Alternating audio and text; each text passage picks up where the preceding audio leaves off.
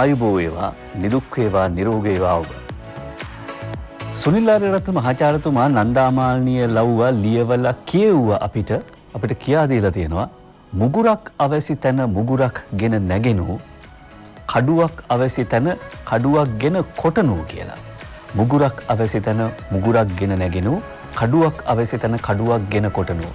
සංග්‍රාමයට නවගුණවැල ගෙන නොයනු සංග්‍රාමයෙන් පසු නවගුණ වැල ගනිනු. අවශ්‍ය තැනේදී අවශ්‍ය දේ පාවිච්චි කරන්න වෙනවා. මුගුර අවශ්‍ය තැනදී මුගුර පාවිච්චි කරන්න වෙනවා. කඩුව අවශ්‍ය තැනදී කඩුව පෙන්නලා නිකන් ඉඳලා හරියන්නේ නැහැ. කඩුවක් ගෙන කොටනෝ කියලා තමයි මහාචාර්යතුමා අපිට කිව්වේ. අවශ්‍ය තැනදී ඒක පාවිච්චි කරන එක වටිනවා කියලා දැන් සිද්ධ වෙන දේවල් දකිද්දි මේ පුවත්පත්වල තියෙන කතන්දර දකිද්දි හිතෙනවා. හැබැයි සංග්‍රාමයට නවගුණ වැල ගෙන යන්නේ නැහැ වගේම සංග්‍රාමයෙන් පස්සේ නවගුණ වැල ගනින්න ඕනේ කියන එකත් මතක් කරගෙන අපි ජාතික පුවත්පත් වාර්තා කරන පුවත් මොනවද කියලා විමසන්න සූදානම්. ජුනි මාසේ 18 වෙනිදා බ්‍රහස්පතින්දා දවසයි අද. මාධ්‍යවේදී ප්‍රසාද් පංචමාතික් ඉන්නවා. අයිබෝන් ප්‍රසාද්. අයිබෝන්. ඔව්. මව්බිම ප්‍රධාන සිරස්තලය වන්නේ ජනපති හමුවෙන් පසු මහ බැංකුව නින්දෙන් නැගිටි. නින්දෙන් නැගිට්ට විතරක් නෙවෙයි ඊට කලින් දවසේ රෑ නිදාගත්තේත් නැහැ කියලා සමාජ මාධ්‍යවල එහෙම පළ වුණා. ඕටී කරලා රෑ 7-8 විතර වෙනකනුත් ලයිට් දාලා තිබුණා. 10:11 විතර වෙනකනුත් තිබුණා. ඒ ඕපදූප ටික දැනගන්න පුළුවන් මේ ප්‍රසාද් ඉන්නවා. කොහොමුණත් මහ බැංකුව නින්දෙන් නැගිටි ව්‍යාපාර හා ජනතාව ගොඩනගන්න කෝටි 26500ක් කෝටි 15000ක් කොරෝනා නිසා වැටුණු ව්‍යාපාර ගොඩනගන්න වැඩි පිරිසකට ණය දෙන්න කෝටි 11500ක් ඉදිකිරීම් ව්‍යාපෘතිවල පැරණි වැඩිවලට ලැබිය යුතු මුදලට සමානව සහන සලසන්නත් තීරණය වෙලා තිබෙනවා. ජනාධිපති ගෝඨාභය රාජපක්ෂ මහතාගේ හමුවෙන් පසුව ශ්‍රී ලංකා මහ බැංකුවේ මූල්‍ය මණ්ඩලයේ නව වැඩසටහන හඳුනා දීමට සහ ආර්ථිකයේ ණය ප්‍රවාහ ගලාගෙන යාම වේගවත් කිරීම සඳහා රුපියල් කෝටි 26500ක් මුදා හැරීමට ඊයේ තීරණය කළා. එම පහසුකම් මගින් දේශීය ව්‍යාපාර බොහෝමයක් සඳහා බෙදී යාම සහතික කරමින් බලපත්‍රලාභී වාණිජ බැංකුව විසින් එම අරමුදල් 4%ක පොලි අනුපාතයක් යටතේ ව්‍යාපාර සඳහා ලබා දීමට නියමිතයි. ඒ කියන්නේ වාණිජ බැංකුව වලට මහ බැංකුව මේන් එක කොටසක් ලබා දෙනවා 100%ක පොලි අනුපාතය යටතේ. ඒතර වාණිජ බැංකුව මගින් කඩා වැටිච්ච සහ මේ මොහොතේදී අභියෝගයට ලක් වෙච්ච කර්මාන්ත පවත්වාගෙන යාම සඳහා මෙතෙක් තිබුණ 115 18 ඔය ආදී ගණන් වල පොලි අනුපාත. එතකොට ඉදිරියේදී මේ කර්මාන්ත සහ ව්‍යාපාර පවත්වාගෙන යාම සඳහා ඒ කියන්නේ ආර්ථිකයට හුස්ම ගන්න මේ වාණිජ බැංකුවලින් 4% වගේ අඩු පොලියට ණය ලබා දෙයි කියලා කියනවා. ඒ වගේම එමගින් වාණිජ බැංකුවල ණය දීමේ මුදල් ප්‍රමාණය ඉහළ දැමීමට හැකිවන අතර සංචිත අනුපාතය අඩු කිරීම මගින් බැංකු තැන්පත්කරුවන් වලින් බැංකු තැන්පත්කරුවන්ගේ තැන්පත් වලින් 98%ක්ම ණය දිය හැකි නිසා මෙම ණය දීමෙන් බැංකුවලට ලැබිය හැකි ආදායමත් ඉහළ යනවා කියලා කියනවා. මාස 3-4ක් තිස්සේ කිව්වා ප්‍රසාද් අන්තිමට යූදේ 9 වෙනි වැඩේ හරි. මම හිතන්නේ කාලවකවානුවක් දුන්නා. මම හිතන්නේ මහ බැංකුවල යම්කිසි ආකාරයක සැලසුමක් තියෙන්නේ නැති නමුත් ඔවුන් ඒක ක්‍රියාවට නංවන්න ඇයි ක්‍රියාත්මක නොකරේ? මම හිතන්නේ යම් ආකාරයක සැලසුමක් සකස් කරන්න බෑ නිකම්ම ඉන්න බෑනේ. ඔව්.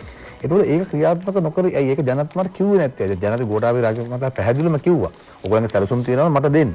මම වැරදි නම් මට ඒක පෙන්නලා දෙන්න. ඉතින් ප්‍රජාතන්ත්‍රවාදී කිව්වනේ. නමුත් ඒක සඳහාත් මම හිතන්නේ යහපත් ප්‍රතිචාරය ලැබුණේ නැහැ. නමුත් දැන් මහ බැංකුව ක්‍රියාත්මක කරලා තිනවා. අපි ඒ ගැන සතුටු වෙනවා. මතන මේ වගේ දෙයක් තමයි රටක් මේ වගේ තත්ත්වයකටපත් වුණාම කොහොමද රට යලි නැගී සිටින්නේ? මහ බැංකුව විශාල වගකීමක් තියෙනවා. අපි දන්නවා දැන් මීට කලින් මහ බැංකුවට කොටි බෝම්බ ප්‍රහාර එල්ලුණා. ඒ අවස්ථාවෙන් පසුව කොහොමද ආර්ථිකයට ශක්තිමත් වුණේ මහ බැංකුව. ඒ වගේම අපි දැක්ක ඊට පස්සේ යම් ආකාරයක ප්‍රහාර එල්ලුණා. මහ බැංකුව වංචාව සිදු වුණා. මේ සිද්ධිත් එක්ක මම හිතන්නේ අලුත් නීති සැකසුණා. මේ සේරම කරත් ජනතාවට අවශ්‍ය සහන ඒ අවස්ථාවේ දෙන්නේ නැත්නම් ඒකෙන් වැඩක් නැහැ. මොකද අපි දැක්කා ව්‍යාපාර රසක් ඇන හිටියා මේ කාලය තුළදී. එතකොට මේ කුඩා මධ්‍ය පරිමාණ ව්‍යාපාරකින් නිසා තමයි සමාජ උගක් රැකියා අවස්ථා ඇති වෙලා තියෙන්නේ. පෞද්ගලික අංශ. එතකොට ඒ ඔවුන්ට කොහොමද වැටුප් ගෙවන්නේ? මේ සියලුම දේ මේ දාමයක් වගේ මේ දම්වැලක් වගේ තමයි ක්‍රියාත්මක වන්නේ. ඒ නිසා ඉතාමත් වැදගත්. අනිත් දේ තමයි මේ ඉදිකිරීම් ශේෂ්ත්‍රය මම හිතන්නේ පසුගිය ආණ්ඩුව කාලේදී ගෙවිය යුතු විශාල මුදලක් ගෙවලා තිබුණේ නැහැ. ඒ නිසා ඉදිකිරීම් ශේෂ්ත්‍රය සෑහෙන්න කඩාගෙන වැටුණා. අපි දන්නවා ඉදිකිරීම් ශේෂ්ත්‍රය ගත්තම දිනුෂ මේ ගමේ හાર્ඩ්වෙයාර් එක දක්වා මහා පරිමාණ ඉදිකිරීම් සිට සියලු දෙනා යැපෙනවා. විශාල පිරිසක් යැපෙනවා.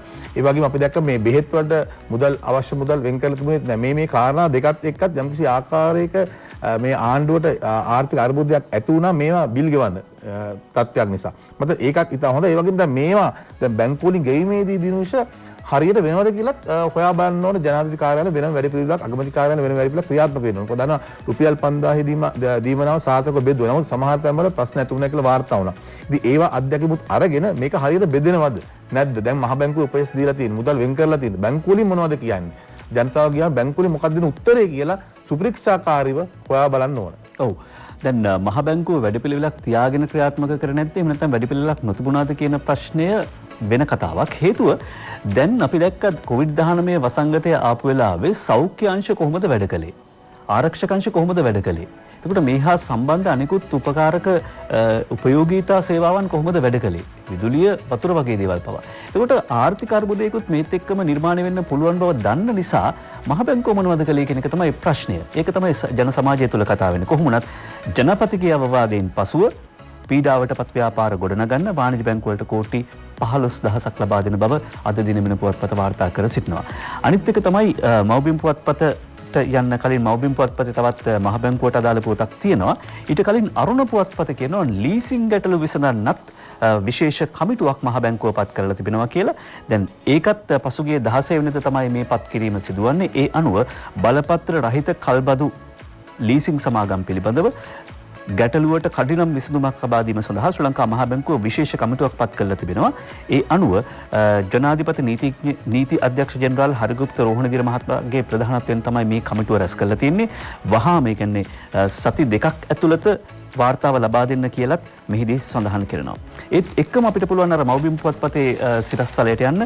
ඊයේ දවසේදීත් මව්බිම් පුවත්පත ප්‍රධාන සිරස්තලයක් හැටියට වාර්තා කර තිබිච්ච කාරණයක් තව අප්ඩේට් එකක් යාවත්කාලීන කිරීමක් කරනවා. ඒ තමයි ETI මූල්‍ය වංචාව පිළිබඳව මහ බැංකුවේ නන්දලාල්ගෙන් හා කරුණාරත්නගෙන් CID ඊයේ ප්‍රශ්න කරයි කියලා චාමර අමරසූරිය වාර්තා කර සිටින්නේ මව්බිම පුවත්පතට. ඒ අනුව මේ සිද්ධිය පිළිබඳව කාරණා කිහිපයක් අනාවරණය වෙනවා. එකක් තමයි දැන් මේ කියන ETI මූල්‍ය ගණදෙනුව ETI ආයතනයේ ගැටලුවත් එක්කම තැන්පත්කරුවන් 2500ක් පමණ ඉතාමත්ම දැඩි අපහසුතාවට පත්ව තිබෙනවා. ETI මූල්‍ය වංචාව සම්බන්ධයෙන් දෙවන දිනටත් ශ්‍රී ලංකා මහ බැංකුවේ නියෝජ්‍ය අධිපති නන්දලාල් වීරසිංහ සහ නියෝජ්‍ය අධිපති ඒ කරුණාරත්න කියන මහතුරුන්ගෙන් අපරාධ පරීක්ෂණ දෙපාර්තමේන්තුව සටහන් කරගෙන තිබෙනවා ඊයේ දවසේදී ප්‍රකාශයන්. ඊයේ හවස 6 සිට රාත්‍රී වනතෙක් එම නිලධාරීන් දෙදෙනාගෙන් ප්‍රකාශය සටහන් කරගෙන තිබෙන බව වාර්තා කර තිබෙනවා. මොකද පසුගිය රජයේ කාලෙදී තමයි ETI මූල්‍ය ආයතනය කඩා වැටෙන්නේ. ඒ වගේම දැන් මීට ඉතාමත්ම ස්වල්ප කාලයකට කලින් ද ෆිනෑන්ස් ආයතනයත් මේ විදිහටම මූල්‍ය අර්බුදයකට ලක් කරලා වහන දාන තැනටපත් වෙනවා. සමාජ මාධ්‍යම අතර සංසරණය වෙනවා. හිටපු මහ බැංකුව අධිපති අජිත් නිවාඩ් ගබ්‍රාල් මහත්මයා කරන ප්‍රකාශයක්. ඔහු කියනවා අපි ඇක්ෂන් ප්ලෑන් එකක් හදලා දුන්නා මේක කොහොමද පවත්වාගෙන යන්න ඕනේ, ද ෆිනෑන්ස් එක වහන්නේ නැතුව පවත්වාගෙන යන්න ඕනේ කියලා. හැබැයි එක නියෝජ්‍ය අධිපතිවරයෙක් මහා භාණ්ඩාගාරේ ඔහු දිගටම හිටියා මේක ද ෆිනෑන්ස් එක වහන්න ඕනේ කියන තැන. ඒ කියන්නේ අපි ඇක්ෂන් ප්ලෑන් එකක් හදලා දීලා තියෙද්දිත් එක නියෝජ්‍ය අධිපතිවරයෙක් හිටියා මේක වහන්න ඕනේ කියලා. අවසානයේදී දැන් සල්ලි ගෙවා ගන්න බැරි තත්ත්වයට ඇවිල්ලා තියෙනවා. ද ෆිනෑන්ස් එක වැහුවා. ඊට පස්සේ ද ෆිනෑන්ස් එකේ තැන්පත් කරුවන්ට ගෙවන්න බිලියන 20ක් වියදම් කරලා තියෙනවා. වෙන් කරලා තියෙනවා. මේක බරපතල ප්‍රශ්නයක්. ඔය දිනවල දැන් නිලධාරි වාදය ඔක තියෙන. මම හිතන්නේ ඔහුට වෙන වාසියක් වෙන පැත්තකින් එනවා ඇති. මේ ක්‍රියාත්මක කිරීම සඳහා අපි දන්නවා දැන් සිංගප්පූරුවෙන් යම් වරදාන ලැබුණා හම්බන්තොට වරාය වළක්වන්න. යම් කාලයකදී ඒ වගේ ඔබට මතක ඇති දැන් මහින්ද රාජපක්ෂ මහත්මයා ජනාධිපති ධූරය සහ මුදල් අමාත්‍ය ධූරය දරනකොට මේ ලෝක ආර්ථික අර්බුදයත් අවපාතයත් එක්කම සෙලන් බැංකුව කඩාවැටීමක් ලක් වුණා. ඒ අවස්ථාවේදී සෙලන් බැංකුව වහාම ක්‍රියාත්මක පරිදි මහින්ද රාජපක්ෂ මහතා උපදෙස් පරිදි ලබා ගත්තා මහ බැංකුව අධීක්ෂණය යටතේ. ඒ නිසා තමයි සෙලන් බැංකුව බේරුනේ. ඒ නිසා රජයේ අවශ්‍ය තැනදී අවශ්‍ය පියවර ගන්න ඕන. මට මේක ඉතාමත් හොඳ දෙයක්. මොකද දැන් CID කරන ප්‍රශ්න කිරීම එක නව නීතිමාලාවකුත් සකස් කරන්න නෙවෙයි ශ්‍රී ලංකා මහ බැංකුවට. ඔව්.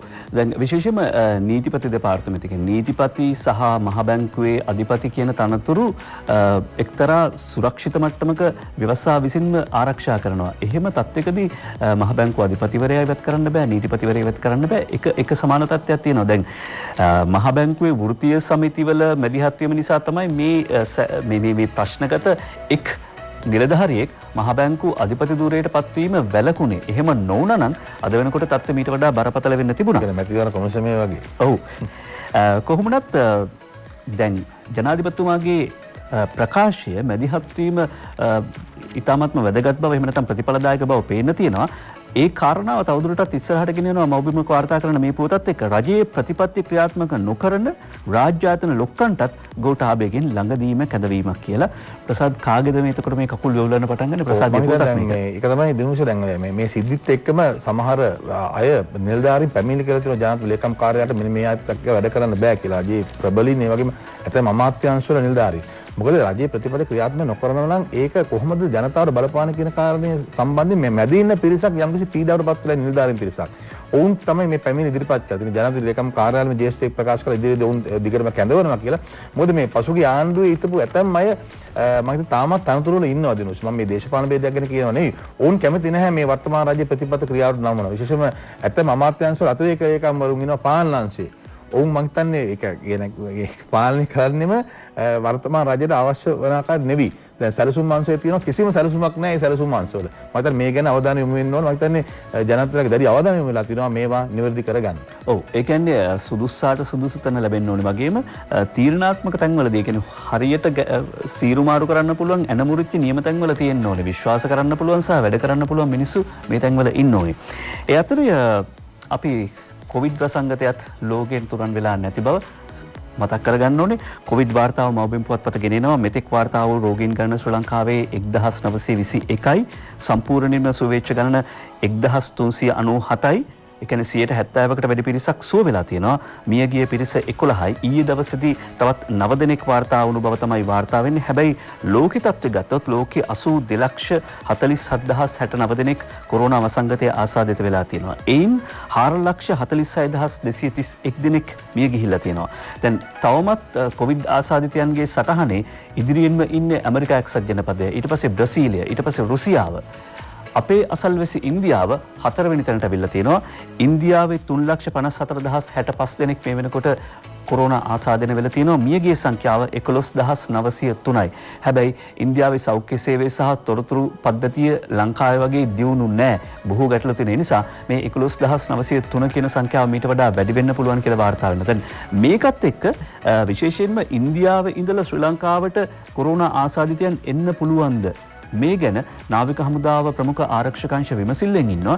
ඒ අතර අද වෙබ් අඩවි වලත් සමහර වෙලාවට වාර්තා කර තිබුණා ආර් සම්බන්ධන් එක කාලයක හිටපු විපක්ෂ නායකවරයා ඔහු කියනවා තමිල්නාඩුවේ ඉන්න කොරෝනා ආසාදිතයන් ලංකාවට ගෙනල්ලා බෙහෙත් කරන්න ඕන ප්‍රතිකාර කරන්න ඕන කියලා. මම කියන්නේ ඒක තමයි මම හිතන්නේ උන්ට දෙන්න පුළුවන් උත්තරේ. මම හිතන්නේ පුතරම් බලන්න මේ අවස්ථාවේදී පටු ආකාරය හිතනවද කියලා. දැන් තමිල්නාඩුව කියන්නේ ඉන්දියාවේ ප්‍රාන්ත රාජ්‍යයක්. ඒකෝට තමිල්නාඩුව බලා ගන්න ඕන ඉන්දියාව. දැන් අර ලංකාව හරියට වැඩේ කරන් යද්දි අනවශ්‍ය බරක් ලංකාවට පටවන්න.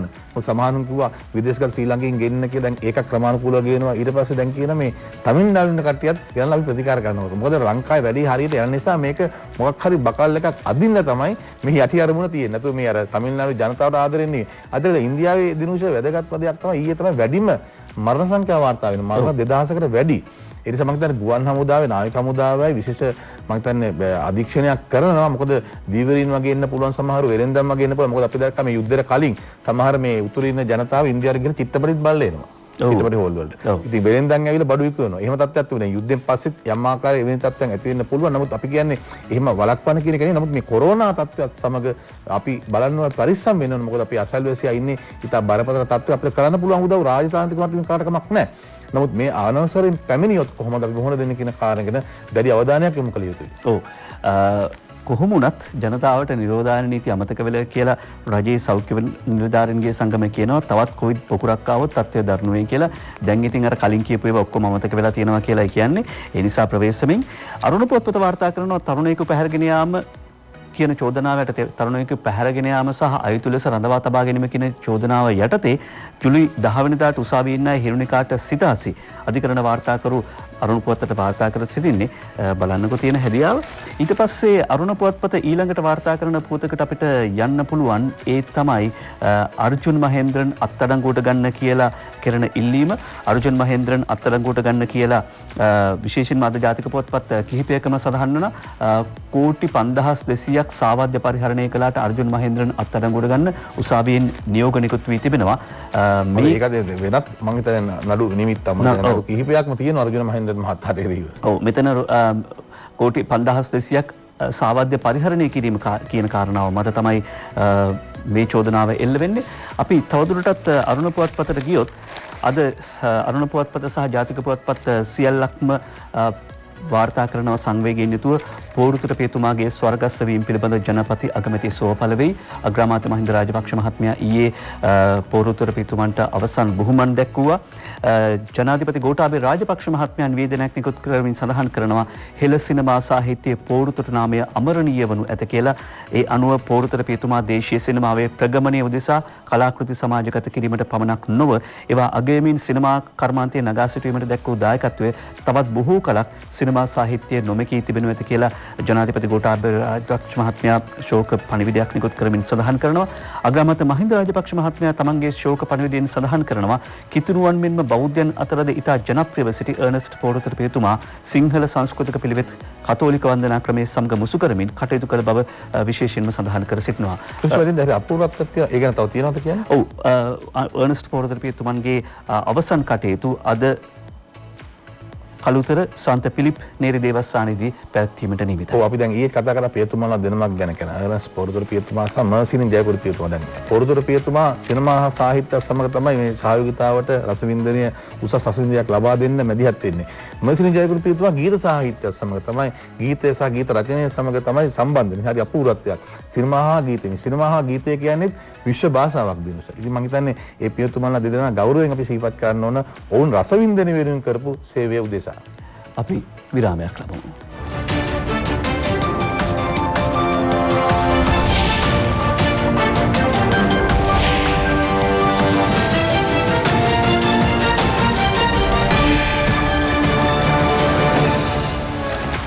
මේ පෙරලා බලන්නේ මැතිවරණ උණුසුම් පිළිබඳව වාර්තා වෙන පුවත් මොනවද කියලා.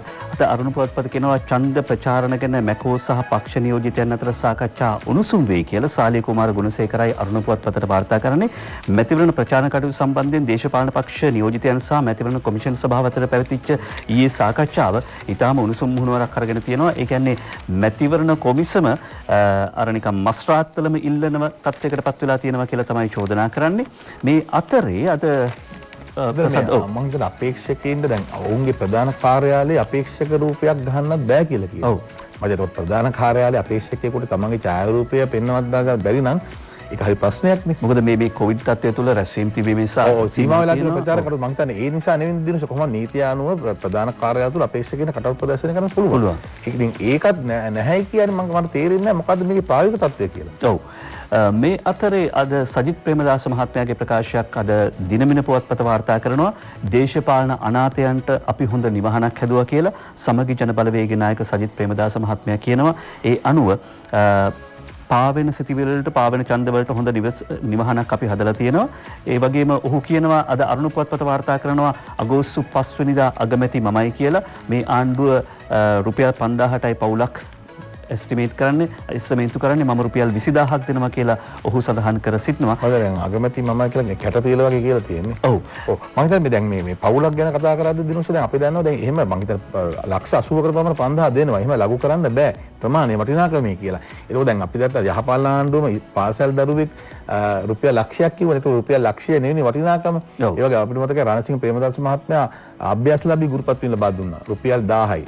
999 තමයි මුද්‍රයට ගියාම වැටුප හම්බුනේ. ඒතකොට UMP ම කොටස ඒ දවස්වල අපහාස කරා මේ 1000 කෑලි කියලා අභ්‍යාසලාභී ගුරුපත් වීම වලට. මම හිතන්නේ රුපියල් 2500 ජනසවිර දෙනකොටත් අපහාස කරා. මම හිතන්නේ ඉතින් ඒ වගේ මම හිතන්නේ පියේකුගේ ඒ වගේ දෙයක් කරපු පියේකුගේ පුතෙක් වශයෙන් සජිත් ප්‍රේමදාස මහත්මයා මෙහෙම මේ වටිනාකම් ඒ වගේ ලඝු කරන එක මම හිතන්නේ එතරම් ප්‍රායෝගික තත්ත්වයක් නෙවෙයි. ඔව්.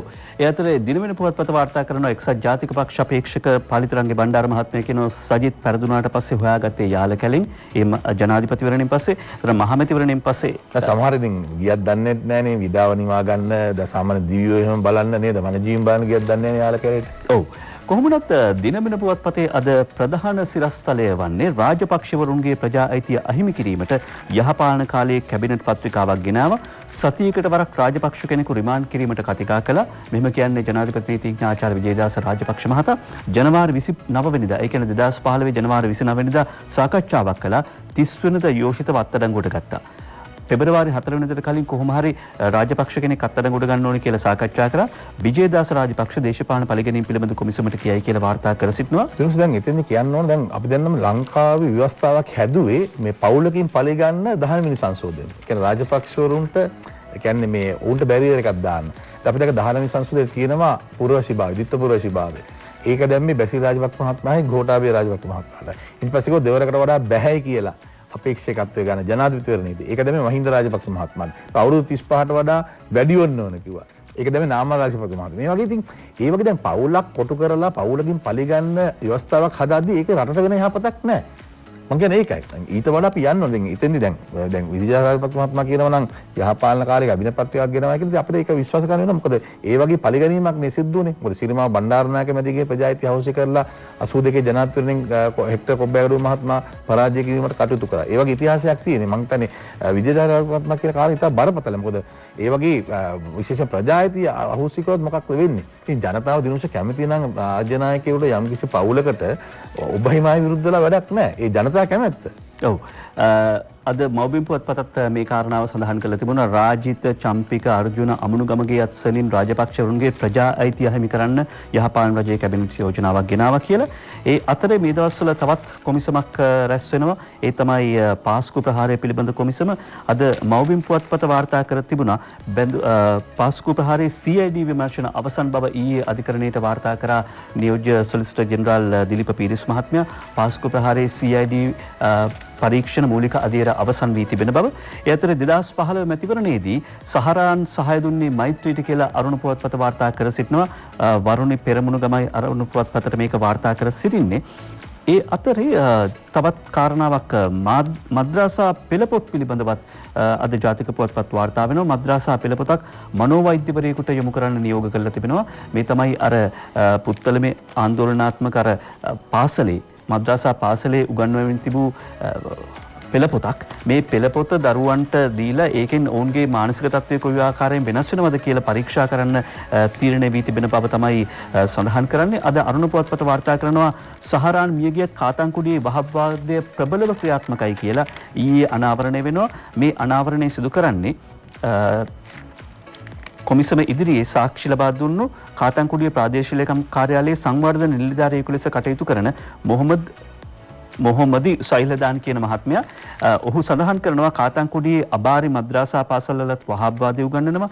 ඉන්දියාවේ වහබ් දේශකයන් වරින් වර ශ්‍රී ලංකාවට ඇවිල්ලා තවමත් මේ කටයුතු සිදු කරනවා. පාරම්පරික මුස්ලිම් වරුන් සූෆි අනුගමනය කරන අය වහබ් අදහන පල්ලි 15ක සමාජිකයන් 1,15,000ක් කාතන්කුඩියේ ඉන්නවා කියලා කාතන්කුඩියේ ප්‍රාදේශීය ලේකම් කාර්යාලයේ නිලධාරී මොහොමදු සාහිලන් පවසා සිටිනවා.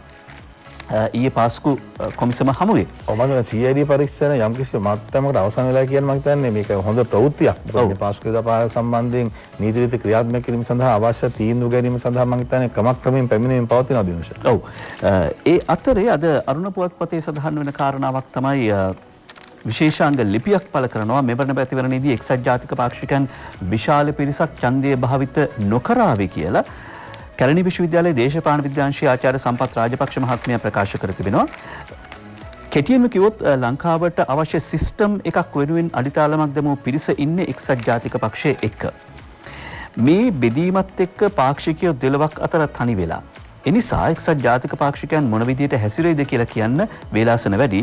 නමුත් මේ තත්ත්වයේ දිගටම ගියොත් පාර්ලිමේන්තු මැතිවරණයේදී එක්සත් ජාතික පාක්ෂිකයන් විශාල පිරිසක් ඡන්දය භාවිත කිරීමෙන් වැළකී සිටීවි කියලා මහාචාර්ය සම්පත් රාජපක්ෂ මහත්මයා සඳහන් කරනවා. ආචාර්ය සම්පත් රාජපක්ෂ මහත්මයා හැබැයි ශක්තිමත් විපක්ෂයක් රටකට අවශ්‍ය මොහොතක් තමයි මේ වගේ අභියෝගාත්මක අවස්ථාවකදී ආණ්ඩු පක්ෂයේ නිවැරදි මාවතට යොමු කිරීම සඳහා. ඊළඟට ශ්‍රීපාද රක්ෂිතයේ කොටින් රැක ගන්න වනජීවීන් සැලසුමක් කියලා අද අරුණ පුවත්පත වාර්තා කරනවා. ඒ අනුව දැනට අටවා ඇති මදු ගලවා ඉවත් කිරීමට වතු පාලනාධිකාරියේ සහයෝගය ලබා ගන්න, ඒ වගේම තේවතු ආශ්‍රිතව සැරිසරන වන සතුන් දඩයම් කිරීමට සහ නීති විරෝධී ක්‍රම භාවිතා කිරීමට කටයුතු නොකරන අන්දමට වතුකම්කරුවන් දැනුවත් කිරීම කියන කටයුතු මේ අනුව සිදුවෙන බව සඳහන් කර සිටිනවා. ඊළඟට මේ තවත් රසවත් පුවතක් සහ ආකර්ශනීය පුවතක් ඒ තමයි ශ්‍රී ලංකාවේ ප්‍රෞಢත්වය ලොවට විදහා පාමින් ගාල්ලේ සමුද්‍ර කෞතුකාගාරය විවෘත වෙයි කියලා අපි සතුටින් වාර්තා කර සිටිනවා. මේක සංචාරක කර්මාන්තයේ ඔස්සේ අලුතෙන් හුස්ම ගන්න බලාපොරොත්තු වෙන ඔබට අපට අරුණ පුවත්පත වාර්තා කරන මේ කාරණාව ඉතාමත්ම වැදගත්. නාවික හමුදාවෙන් මූර්ති නිමවුම් රසක් ඉසුරුමුණියේ පෙම්යුවලත් මුහුදු පතුල යට ඒ අනුව අග්‍රාමාත්‍ය මහින්ද රාජපක්ෂ මහත්මයාගේ අදහසක් අනුව තමයි මේ ක්‍රියාත්මක වෙන්නේ. ඒ අදහස අනුව කෞතුකාගාරයේ වැඩ ආරම්භ වෙන්නේ ජනවාරි 15 වෙනිදා. මාර්තු 20 වෙනිදා වෙනකොට මෙහි තැන්පත් කිරීම සඳහා මූර්ති සහ පිළිම නෙලා අවසන් කරනවා. අප්‍රේල් 5 වෙනිදා වන විට එහි සියලු කටයුතු අවසන් කළ යුතුව තිබුණා. ඒ අනුව දක්ෂිණ නාවික කඳවුරේදී මූර්ති ශිල්පීන් මේ මූර්ති අඹන ලද්දේ ICC ඉදිකිරීම් සමාගම ලබා දුන් ඉවතලන කොන්ක්‍රීට් තට්ටු සහ තවත් සමාගමක් ලබා දුන් සිමෙන්ති ලබාගෙන නාවික හමුදා මූර්ති ශිල්පීන් අතින් නිම වූ මූර්ති අතර රෝම සෙබළුන්, රජ සමයේ කාලතුවක්කු, දියකිඳුරියන්, ගුරුලේත්තු, මල්පෝච්චි සහ සෙක්කුගල් ආදියක් තියෙනවා. ගාලු කොටුවේ ඉඳලා මීටර 800ක දුරින් ඊට පස්සේ මීටර් 50ක් පතුලේ තමයි මේ සමුද්‍ර කෞතුකාගාරය තියෙන්නේ. සමුද්‍රීය කෞතුකාගාරය මුහුද ඇතුලේ තියෙන්නේ. නාවික හමුදාපති වයිස් අද්මිරාල් පෙල් දෙසිල්ව මහත්මයා ඊයේ මුහුදු යට මුහුදු පතුලට කිමිදිලා උත්සවශ්‍රීයෙන් මේ කෞතුකාගාරය විවෘත කළා. හරි ආකර්ශනීය. ඔව්. මොකද දැන් ගාල්ල කිව්වම අපේ ඓතිහාසික තත්ත්වයට සමග ගත්තම දැන් ගාල්ල මේ වරාය අවර තියෙනවා දිනුනස මේ ඉතා අවුරුදු විශාල වශයෙන් පරිණි නෞකා රසක් මුහුදුබත්තලා ඒ කාලේදී මේ නෞකා සොයා ගැනීමත් මම හිතන්නේ ඒවයි කටයුතු සොයා ගැනීමත් හරි අපූර්වත්වයක්. මේවට ආස පිරිස ඉන්නවා. සංචාරකයන් ඉන්නවා, අපේ විශ්වවිද්‍යාල ළමයි ඉන්නවා, ගවේෂකයින් ඉන්නවා. මට ඒට සම්බන්ධ වෙන්න පුළුවන්. ඒ වගේම මේ රූමස්සල කන්ද ගැන යමක් කියනවනම් රූමස්සල තමයි ශ්‍රී ලංකාවේ ගුරුත්වාකර්ෂණ වැඩිම තියෙන ස්ථානයක්. ඒක RCC ක්ලාක් මහත්මයා සොයාගත්තේ. එතකොට ඒ රූමස්සල පරිසරය සහ මේ ගාල්ල කොටුව ඊට පස්සේ මේ ගිලාබැස තිබෙන නැව් මුහුදුබත්තලා තියෙන නැව් විශේෂයෙන් අපි දන්නවා දැන් ටයිටැනික් නෞකාවට තියෙන ඉල්ලුම ආපහු මම හිතන්නේ ටයිටැනික් නෞකාව නැවත ප්‍රතිනිර්මාණය කරන්නත් යනවා නිෂ්පාදකයන්. ඒ තියෙන ඉල්ලුම නිසා ඒ වෙළඳ වටිනාකම නිසා මම හිතන්නේ ඉතින් ඔබ කිව්වා වගේ සංචාරක ව්‍යාපාරය ඉතාමත් වැදගත් අලුත් අත්දැකීමක් වුන්ට මුහුද පතුලටම ගිහිල්ලා මේ වගේ කෞතුකාගාරයක තියෙන ඒ අත්දැකීම විඳ ගන්න තියෙනවා. දැන් මෙහෙම කිව්වම ගාල්ලු වෙරළේ ඉඳලා මීටර 800ක් එහායින් මීටර 50ක් විතර ගැඹුරේ තියෙන මේ කෞතුකාගාරය බලන්න ආස හිතෙනවා. හැබැයි කිමිදෙන්න පුළුවන් වෙන්න ඕනේ. අපි විරාමයට යන්න කලින් අරුණ පුවත්පත වාර්තා කරන තවත් පුවතක් කියන අවධානය යොමු කරනවා. සතියකට දිනක් බතික් අඳින්න පාර්ලිමේන්තු සතියකදී එක් දිනක් මැති ඇමතිවරුන් බතික් ඇඳුමකින් සැරසී පැමිණීමේ යෝජනාවක් ජනාධිපතිවරයා සමග පැවති සාකච්ඡාවේදී අවධානයට ලක්වෙච්ච බව කුඩා හා මධ්‍ය පරිමාණ ව්‍යාපාර ව්‍යවසායක සංවර්ධන අමාත්‍ය විමල් වීරවංශ මහත්මයා කියනවා.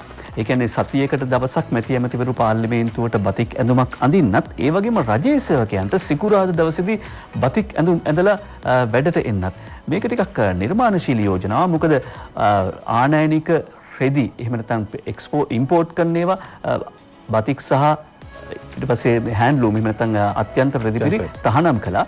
ඒකත් එක්කම මේ බතික් සහ අත්‍යන්ත රෙදිපිලි අපේ භාවිතය වැඩි කරන්න මේ පියවර ඉතාමත් වැදගත්. හොඳයි මම හිතන්නේ මේ ඇමතුරුන්ට අමුතු ලස්සනකට එන්න පුළුවන්. දැන් විමල් විරසමත්වර මම දැක්කා දැන් අරුණ පුවත්පතේ තියෙන කාටුනේ තියෙන්නේ නේද බතික් ෂර්ට් එකක් ඇඳන් ඉන්නේ. මම හිතන්නේ ඒක හොඳ දෙයක්. මොකද අපි දැන් දේශීය නිෂ්පාදන සඳ දිරිගන්වන්න ඕනේ. ඒකෝල දේශපාලන නායකත්වයෙන් ආදර්ශයක් ලබා දෙන්න ඕනේ. මොකද අපි දන්නවා දැන් පාස නිල ඇඳුම් දෙන්න ගියාම දුන්නොත් වවුචරේ වෙනුවට ඇඳුම දෙනවා නම් රුපියල් මිලියන 430ක් පමණ අපිට ඉතුරු වෙනවා. ඒකෝද මේ නිල ඇඳුම් නිෂ්පාදකයන් කරන ස්වයං රැකියා කරන අය ඉන්නවා. මම හිතන්නේ ඒ වගේම දැන් ශ්‍රී ලංකන් ගුවන් සේවය වගේ සංචාරක ව්‍යාපාරය වගේ දේවල් දිරිගන්වන නිල ඇඳුමට ලබා දෙන්න පුළුවන් ශ්‍රී ලංකාවේ බතික් නිෂ්පාදන. ඒක ඉතාමත් හොඳ යෝජනාවක්. මම කියන්නේ නිර්මාණශීලී යෝජනාවක්. ඒකට මම හිතන්නේ සියලු දෙනාම කැපුණොත් අපිට පුළුවන් මේ ආකාරයෙන් තමයි දේශීය නිෂ්පාදනවල ඉහළතාවය සහ ප්‍රමුඛතාවය ලබා ගන්න කටයුතු කරන්න ඕන.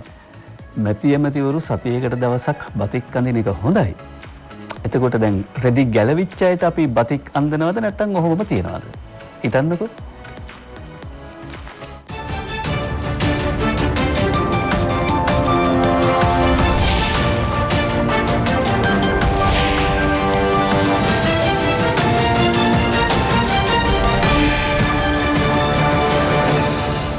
විදේශ පුවත් බොහොමයක් තියෙන්නේ කොරෝනා පිළිබඳව. ලෝකේ තවමත් මේක ලොකු ප්‍රශ්නයක්.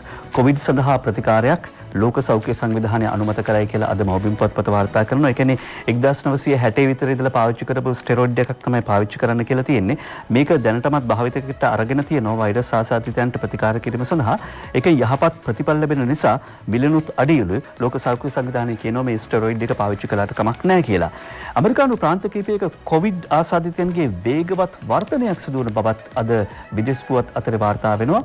මවබිම් පුවත්පත වාර්තා කරන ආකාරයට ආර්ථික කටයුතු විරුද්ධ කිරීමේ යුහුසුලුව සිට ඇමරිකානු ප්‍රාන්ත 6කින් දෙවන සතියටත් කොවිඩ් ආසාදිතයන්ගේ වර්ධනයක් වේගවත් නැග්මක් ආරම්භ වී තිබෙන බව වාර්තා කර සිටිනවා. ඒ අනුව දැන් අර රජයේ වෛද්‍ය නිලධාරීන්ගේ සංගමය කියනවනේ අපිටත් දැන් මේ ඔක්කොම සැනිටයිසර් පාවිච්චි කරන එක මුහුණු ආවරණ පළඳින එක මේවා අමතක කරගෙන තියෙනවා. ඒ නිසා දෙවෙනි පොකුරක් වර්ධනය වුණොත් තත්ත්ව භයානක වෙන්න පුළුවන් කියලා වගකීම තියෙන්නේ අපේ අතේ. එක පැත්තකින් අර කියන සෞඛ්‍ය ආරක්ෂක ක්‍රමවේද අනුගමනය කිරීම සහ අනිත් පැත්තෙන් අපේ ප්‍රතිශක්තිය වර්ධනය කර ගැනීම. අවස්ථාව අපි දැකලා තියෙනවා මේ හෙල්මට් එක හිස්වැසුම ඔළුවේ දාන එක අතේ තියාගෙන යනවා. ඒකටත් ඔළුවක් තියෙන්න ඕන ඒක පාවිච්චි කරන්න. ඒ වගේ සමහරව මේ මුඛවැසුම දිනු නිසා මේ ස්ටයිල් එක දැන් මෙහෙම දාගෙන යන්නේ පල්ලෙහාට. කවුරු දැක්කොත් ටක් ගාලා උඩ දාන හෙල්මට් එකත් අර එහෙම කාලයක් තිබුණේ පොලිසිය දැක්කොත් තමයි හෙල්මට් එක ඇරලා දාගන්නේ. එහෙම තත්ත්වෙකුත් තියෙනවා. කාටුන් බලමුකෝ.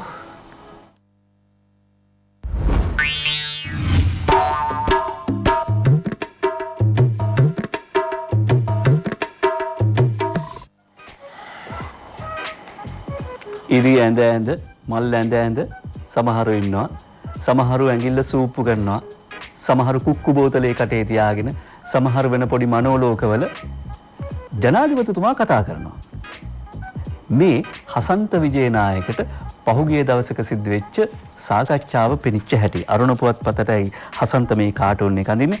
අනේ බලන්න මේ බබ්බු ටික කිරිබොන බබ්බු ටික සූප්පු කරන බබ්බු ටික කොහේද ඉන්නේ කියලා ඔබට මට හිතා ගන්න පුළුවන්. දැන් නම් හැබැයි බබ්බුලින් දෙන්න නැගිටලා.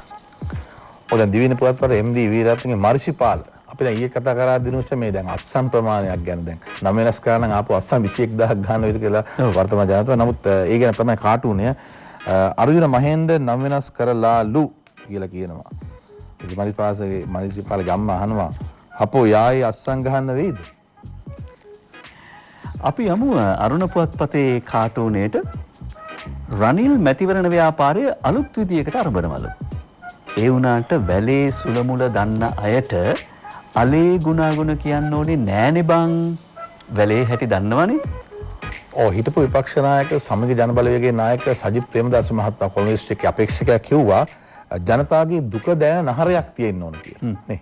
ඒතොර දිවින පුවත්පතේ ශ්‍රීකාන්තගේ ශ්‍රී දූපත අද ඒ නහරය සම්බන්ධයෙන් තමයි කතා කරන්නේ.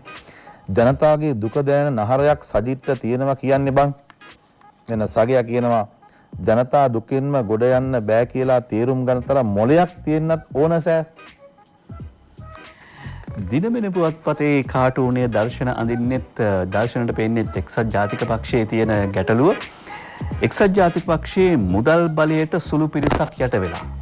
එක්සත් ජාතික පක්ෂයේ මුදල් බලයට සුළු පිරිසක් යට වෙලා. කරුපරණ විතානයි මෙහෙම කියන්නේ එකට ලුණු කාපු උදවිය කාලයකට කලින්. එතකොට රනිල් අයියා කියනවා රවි මල්ලිට අපි එහෙම යට වෙලාද මල්ලි? මේ මෙහෙම අහන්නේ රනිල් අයියා රවි මල්ලිගෙන්. ඇයි එක්සත් ජාතික පක්ෂයේ මුදල් බලයට සුළු පිරිසක් යට වෙලාලුනේ? දැන් මේ වික්‍රමසිංහ මහත්මයාගේ සජිත් ප්‍රේමදාස මහත්මයාගේ විරසකය සම්බන්ධයෙන් කාටුන් ශිල්පීන්ගේ අවධානය යොමු වෙලා තියෙනවා වැඩිපුර.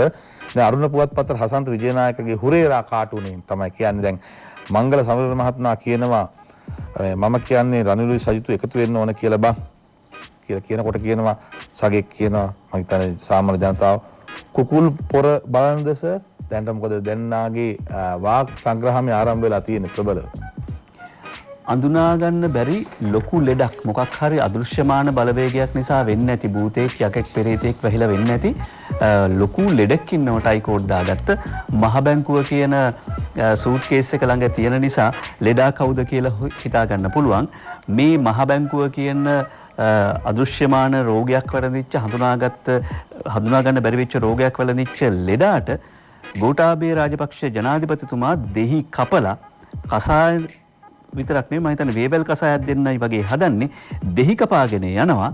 දෙහි කැපුවා ලෙඩාටත් සුව වෙයි. ලෙඩාට විතරක් නෙවෙයි අපිට සුව වෙයි. ඒක තමයි වටිනම කාරණය. ඒ දෙහි කැපීම ගැන තමයි මේ අරුණ පුකත්පතේ ගපිරිගේ කවියෙන් මේ පාර තියෙන්නේ. බැලුම් සහ වැඩ මහ බැංකුවේ රෑ වැඩමුර බලන්නට කිව්වේ එක වරයි කන් අඩි පිරෙන්නට පසුදා උදේ ප්‍රතිඵල ඇත පෙනෙන්නට නැත්තම් බැනුම් බැරි හැටි වැඩ කරන්නට බැන්දම බන්ධනාගාරයේත් ඔය බේත සටපට ගගා සිදුවිය වැඩ ළඟපාත පිරිසිදු නොකළ හොත් වැඩ බැරි මලගෝත හැමදා විඳින්නට වෙන්නෙත් ගඳ වාත. ආයිතින් ගඳ වාත මොකටද අපි භුක්ති විඳින්නේ? දවසේ පද 4න් නිම කරනවා. netwala කඳුළු පුරවා රට හඬ නොපෙනී මෙත් සිත් ඇතිව ගෝඨා ඉදිරියට පනී හිත් වේදනාවෙන් මහ බැංකුවට බනී 7 මාසයකට පසු වේවැල අතට ගනී. තවත් වේවැල අතට ගන්න ඕන තැන තියෙනවා. කවද්ද ඒක ගන්නෙ? බලාගෙන ඉන්න. අපි සූදානම් සමුගන්න. ඔබට නිරෝගීමත් සුබ දවසක්. ආයුබෝවන්.